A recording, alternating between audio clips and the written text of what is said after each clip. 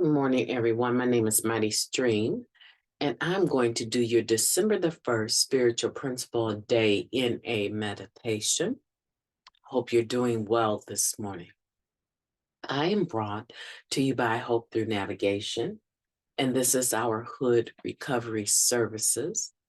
You may reach me at recoveryofhope21@gmail.com. Now let's go ahead and get into the meditation. I know you're waiting for me. And I'm waiting for me too. Oh my goodness, it has been such a morning with technical difficulty. However, we're here and I'm excited to do this meditation. It is entitled Unconditional Love and Sponsorship. I think that the most valuable lesson sponsorship gives me is the opportunity to practice unconditional love. It deepens my appreciation for what has been given to me. That comes from the sponsorship book, chapter 1, the 12th step in action. Many of you may not even know that we have a sponsorship book. It's baby blue with a little white on it. It's about 3/4 of an inch thick at that. And it's a very, very beautiful, beautiful, beautifully written book. And I would recommend that you order it off the website, na.org. Okay, this is what it says. It takes a lot of courage to ask someone to be your sponsor. It takes even more courage to be a sponsor and more patience with ourselves and our sponsees as well. Whether we admit it or not, some of us avoid newcomers because we see ourselves in them. We know we drive ourselves nuts. So how can we deal with more than one of us? Also, what happens if we mess them up worse? And years later, when we have time and a reasonable amount of experience, someone we respect asks for our guidance through the steps. Those feelings of fear resurface. What if I'm not good enough? Our sponsor's steadfast support plays a huge role in our recovery, especially when we are the knuckleheads we can sometimes be. At times, we are also aware that our sponsor is just another human being, and added with character defects like ours, who can offend us or come up short. The mutual love, respect, and acceptance that flow back and forth within that relationship are instructive in our decision to sponsor others. Yes, of course, I'm so honored you asked. And we won't do it perfectly. For some of us, even with experience, our patience might wear thin when a sponsee doesn't take our suggestions. We have to confront our powerlessness when someone we sponsor relapses or acts out. There are times when our own lives are unmanageable and we have to dig deep to be able to show our sponsees the unconditional love they need.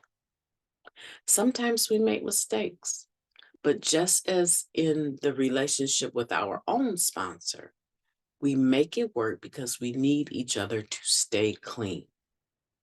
Or we can't make it work. Sometimes going our separate ways is itself an act of love.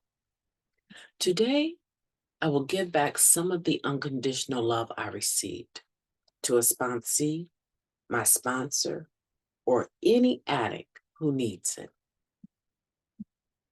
Oh, they came out with guns blazing on this one.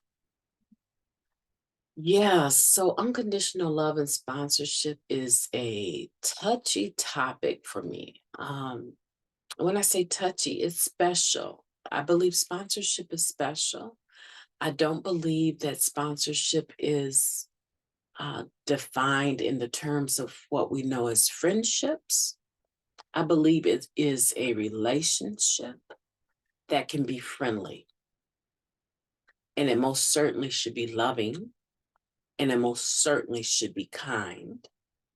It most certainly should be diplomatic. However, it is a training ground, right?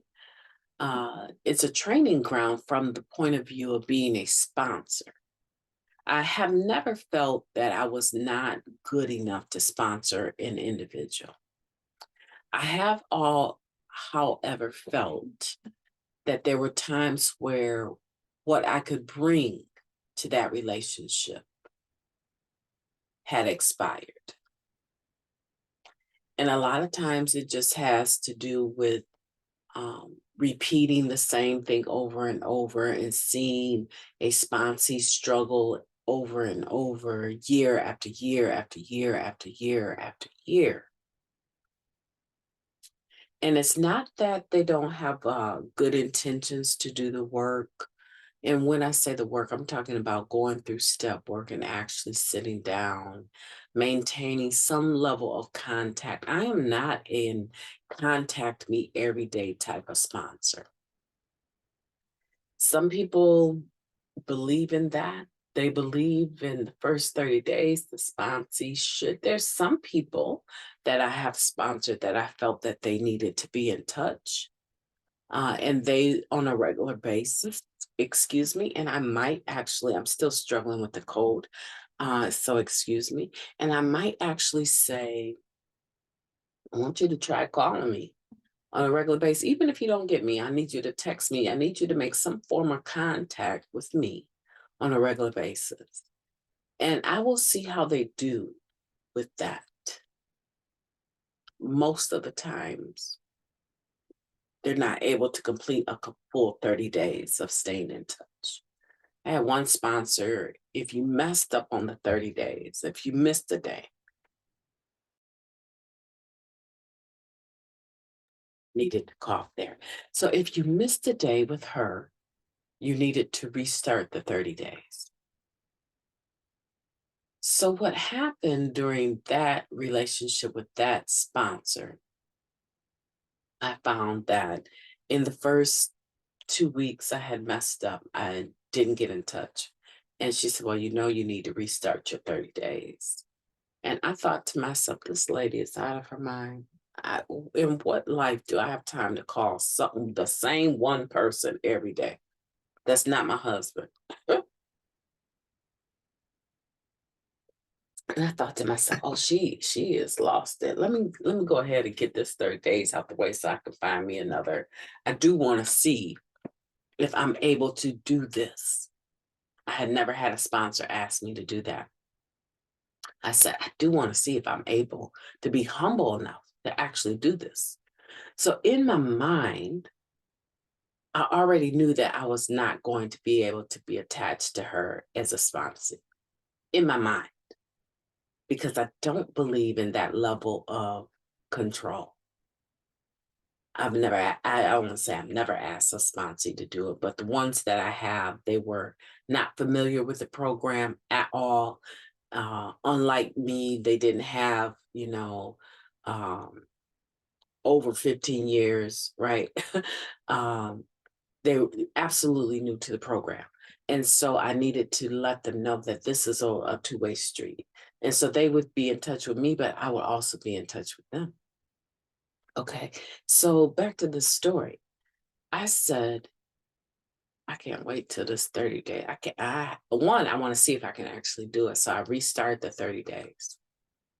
And I actually got through 30 days. Let me tell you how good my higher power worked in that situation.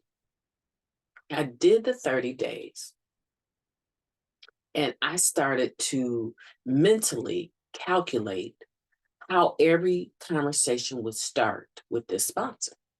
And every conversation would start with her, after I would acknowledge her, going into a spiel. You hear me? A spiel about her life.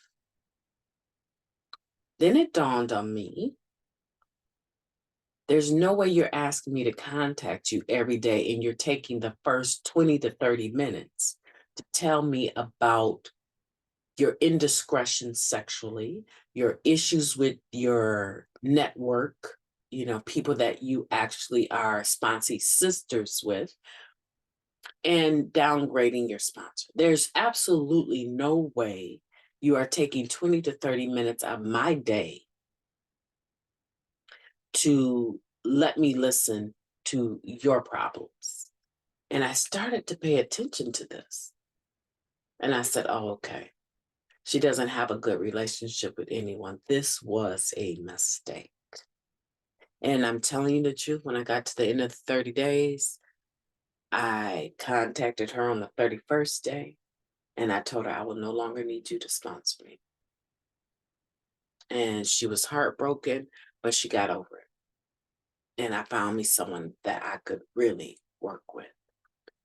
So the point is that sponsorship is about unconditional love. It is about bringing your experience, strength, and hope and knowledge of the 12 steps and traditions and the principles therein to the table. Uh, and then to understand that you may not be willing to sponsor because you have not done the work or you're not confident in your ability. But I guarantee you, if you've been around a while and you have a sponsor that you have done some step work with, you even the basic text talks about how some, or it might be in the IP, but it talks about how the level of clean time or availability of a sponsor might not be the same in every area. And I'm paraphrasing because of the um, lack of experience in recovery in that particular area. So you might find yourself with someone that is sponsoring you that only has a few months more than you or a year or so more than you. They may not have all of, or less time than you, right? You may meet someone that blows your mind away as far as their spirituality, and you find out that you might have been around 8 years, but they've only been around 3. And but you see something in them that you would like to have. And you may end up having that situation. A lot of people aren't humble enough to do that, but it does happen. Um, what else would I like to say about sponsorship? That it doesn't always work. It does not always work. And someone has to be mature enough to acknowledge that this is not working. And when it's not working, as long as there has been no emotional, mental, and spiritual harm, as long as the relationship has been loving and kind, it's okay to agree to go your separate ways. I've always told all of the people that I have ever sponsored, the moment that you recognize that this is not working, I will probably already have recognized it. You don't need my permission to let me go. You don't even need my permission to find another sponsor. Just when you find one, because I hate letting people go that have not replaced me, right? When you find another sponsor, make sure that you let me know that I'm no longer attached to you that way because I carry the energy of my sponsees in my spirit. And so it just lightens the responsibility. I hope this has been helpful. I've expounded greatly on my own experience, and I'm hoping by now in recovery that you are establishing yourself as a sponsee or a sponsor. Now, my name is Mighty Stream. I've enjoyed talking to you today, and I hope that today, December 1st, will be the best December 1st that you've ever had, and that you will have a beautiful day on purpose because I am about to wake up my boys, and we are going to have a beautiful, beautiful morning together before they go to school. I'm going to have an awesome day. I'm going to, so I think you should too. Take care, and I will talk to you tomorrow.